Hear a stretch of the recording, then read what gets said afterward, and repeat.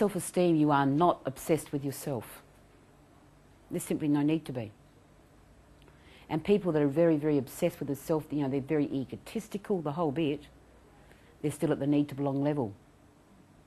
For us, it's coming out in passive behaviour. For them, it's coming out as you know, gigantic egos. At the self-esteem level, there's no need to be big-headed about anything. And you probably would not recognise people with high self-esteem because they have no need for you to be recognised. They're just simply living their life.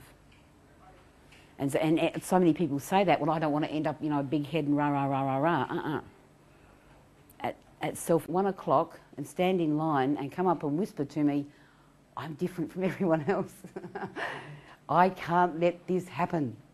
I'm a nurse. And I can't let this happen. When I'm in working, I have to be in control the whole time. Nobody else can see that this is happening to me. And during handover, I have to be really, really, really, really in control. I can't let go of this control. I just can't, there's no way. And what that nurse doesn't know is that I was speaking to the nurse that she handed over to the week before. And she was saying the same thing. The more we try and fight it, the worse we get. When we let this happen, it stops, finishes, over. That's how mine are down to 30 seconds. The school teachers are next in line. I can't let this happen. I've got to be out there all day in front of the kids. They can't see my hand shaking. They can't hear a quaver in my voice. I've just got to be just really there and really in control the whole time. Behind that is middle level management. Oh, I've got to be in control. The CEO can't see me, how tense I get. They can't see how anxious I am. I have to be in control all day.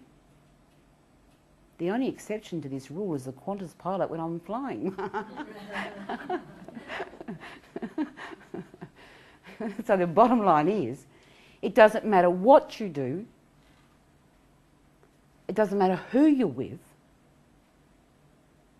when you stop fighting it, you let it happen, it's over as quick as it starts. Over, finished. No one would even know. We're the greatest actors in the whole world now. How many people know when we're having a panic attack? I used to have my worst attacks when I was with my psychiatrist. He never knew. He never knew. I was just really in control. And this control is totally dysfunctional. In meditation, we allow whatever happens, we allow that to happen. And we've got to bring that same skill over into everyday life and just allow our attacks and our anxiety to do whatever it needs to do. And when we do, it is over in 30 seconds. The attacks are over in 30 seconds, and you can minimise your anxiety very, very quickly if you just allow it to be there and not pay attention to it. It's only hanging around because you're paying attention to it, you're buying into it. But when you just allow it to be there, it disappears. People say to me, what will other people think? What will other people think? Who cares what other people think? Your recovery has to be #1 priority. And it simply doesn't matter what other people think. You know, Westfield, that day before Christmas, Westfield Shopping Centre, they had 50,000 people in there that one day. That means there were 5,000 people in there with an anxiety disorder. Could you pick them? Could you spot them?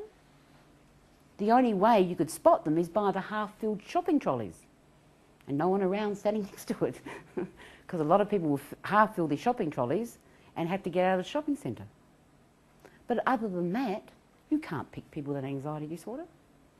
And so supposing you're walking through Westfield or you're walking through the mall in town and you're feeling sort of anxious and panicky and things like that, can you just shut that door for me? Can you just shut that door for me? Thanks. So you're walking, you're walking through the mall and you see, thanks. So you're walking, you're walking through the mall and you see some of your friends and think, oh no, gosh, I feel really, really anxious and, oh God, I really just don't want to talk to them. Thanks for doing that. I don't want to talk to them, etc., etc. But they see you, and so they come up to you, and you say, well, how are you? And they say, oh, great, blah blah blah blah. And then they say to you, how are you? And you think, you say to them, I just feel so awful. My anxiety is just so bad. I just feel really rotten. I'm going to have a panic attack any minute. And they will usually say to you, oh, good. I mean, they don't even hear what you're saying. Everyone's got all their own problems, and they're so engrossed in their own stuff, they don't hear what you're saying. Or if they do hear what you're saying, they'll say, oh, I've got that too. We're giving our mental health away to other people, and we've got to become responsible for ourselves and learn to let it happen. Wherever you are, whatever you're doing, so what? And that's what so what is. And when you can see that relationship between your thoughts and how it's all happening, or your dissociation and your thoughts and how it's all happening, you see why it's so what? Who cares? Because you learn to lose your fear of it. When you're happy, what do? Do you hook into that? Gosh, I'm feeling happy. My head's really happy. My throat is really, really happy. My heart's happy. My lungs are happy. My stomach's happy. The bladder's happy. The bowel's happy. I'm just happy, happy, happy, happy. Do you do that? You allow yourself to be happy and you get on with your life. Don't you?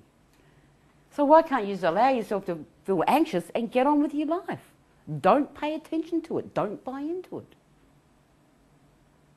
And it really is. I said earlier this morning, why aren't you angry at this? Why aren't you angry at your disorder? It is destroying your life. If you get angry, you're beating up yourself. Stupid, hopeless, dumb, whatever. You need to get angry at the disorder. You need to get angry at your anxiety. You need to get angry at your panic. Your full-on anger will destroy the anxiety and panic straight away. You cannot be anxious and panicky and angry at the same time. And you need to really seriously think about this. This is destroying your life. Why aren't you angry? When I moved into this stage of recovery, I learnt to swear, and I've never stopped. So you don't have to swear, but the more you work on your thinking, the more you're labelling it and letting it go, labelling it and letting it go, getting sucked into it all the time, back into the anxiety, back into the panic, you start to get really sick of it. Really, really sick of it. And then one day, you just tell it where to go, and it does. They call it the F technique, or Bronwyn's F technique. And it's not just, oh, go away, I don't like you. It's go away.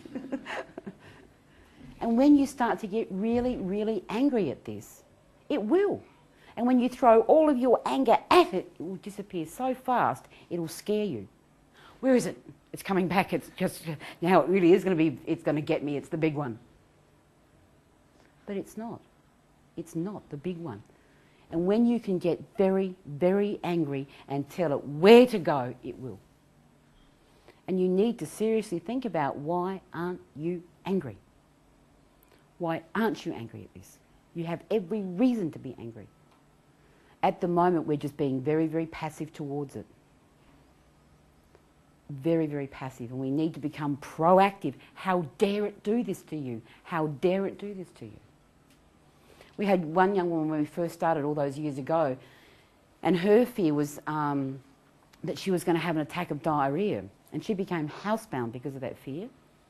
And a couple of years later, enough was enough was enough. She had had it.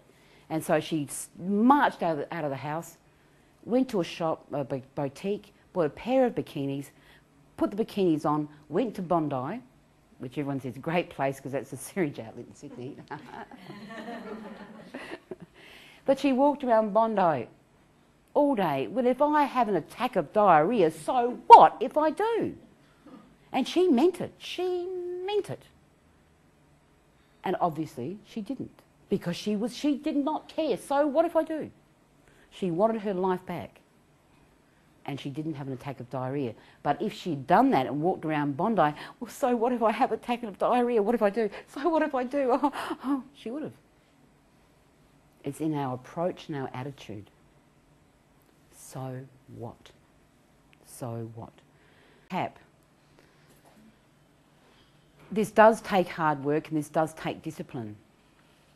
And there's no easy way out of this.